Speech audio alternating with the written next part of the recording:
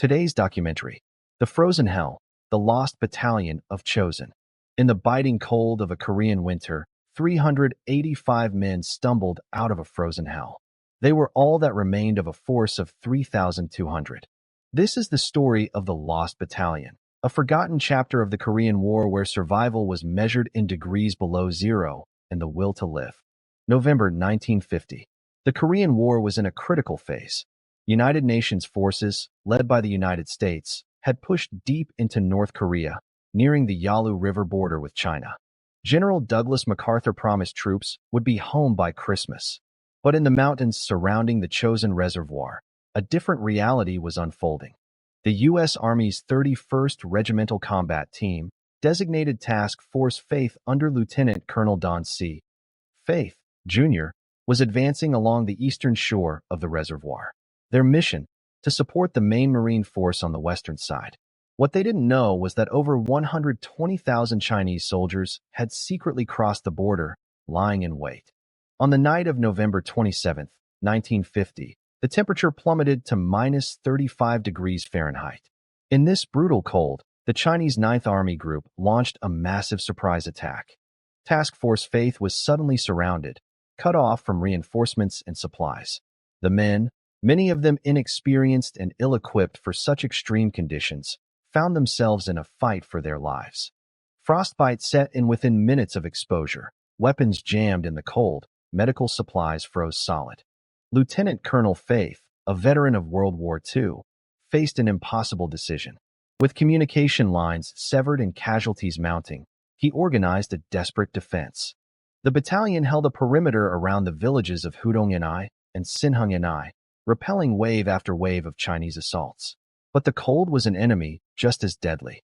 Men lost fingers and toes. The wounded often froze to death before they could be treated. Food and ammunition dwindled.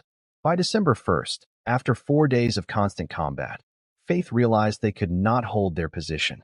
He ordered a breakout, a fighting retreat southward toward the Marine lines at Hagaru-ri, over 10 miles away through enemy-held territory. This retreat became a nightmare march. The men, dragging their wounded on makeshift sleds, faced ambushes at every turn. Chinese forces attacked from the hills, using bugles and whistles to disorient them. On December 2nd, Lieutenant Colonel Faith was mortally wounded while leading a charge against a Chinese roadblock. He would posthumously receive the Medal of Honor, but his loss left the battalion leaderless and demoralized. The survivors pressed on, their numbers shrinking with each mile. They fought not just the Chinese, but hypothermia and despair. Many simply collapsed in the snow, too exhausted to continue. A little-known fact, among the survivors was Private First Class Hector A. Caffarata, Jr., a Marine attached to the unit, who single-handedly held off a Chinese attack with his rifle and grenades. His bravery, and that of others like him, became a beacon of hope in the darkness. But for every act of heroism, there was profound loss. Families back home received telegrams with no details, only the cold fact of a son or husband missing in action.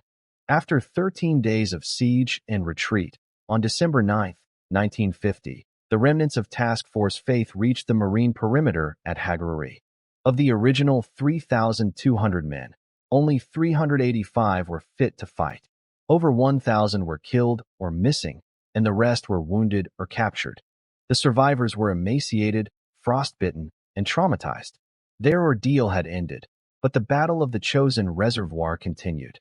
The Marines famously fought their way out in what became known as the Chosin Few. Yet, the story of Task Force Faith was often overshadowed, a forgotten battalion in a forgotten war. The human cost was staggering. Interviews with survivors, like Sergeant Robert E. Jones, revealed the deep scars, both physical and emotional. Jones recalled watching friends freeze to death, unable to help them. "We were just kids," he said, "trying to stay alive one more minute." This personal toll extended beyond the battlefield, affecting families for generations. The battle also had a strategic impact. It marked a turning point in the Korean War, halting the UN advance and leading to a stalemate that persists to this day. Military tactics evolved, with new emphasis on cold weather training and logistics, learned from the harsh lessons of Chosin. Today, the legacy of the Lost Battalion endures. Memorials stand in their honor, and historians continue to uncover their stories. In a world still marked by conflict, their tale of resilience in the face of overwhelming odds reminds us of the true cost of war. Not in numbers, but in the frozen breaths of young men fighting for each other in a distant land. Why does this matter now? Because it teaches us about courage in the darkest hours and the unbreakable bonds that can form in the coldest places on Earth. The frozen hell they endured became a testament to human will. Each step through the snow was a defiance of death, and each survivor carried the memory forward, a living monument to those left behind. Their story, once lost in the cold, now warms the hearts of those who listen.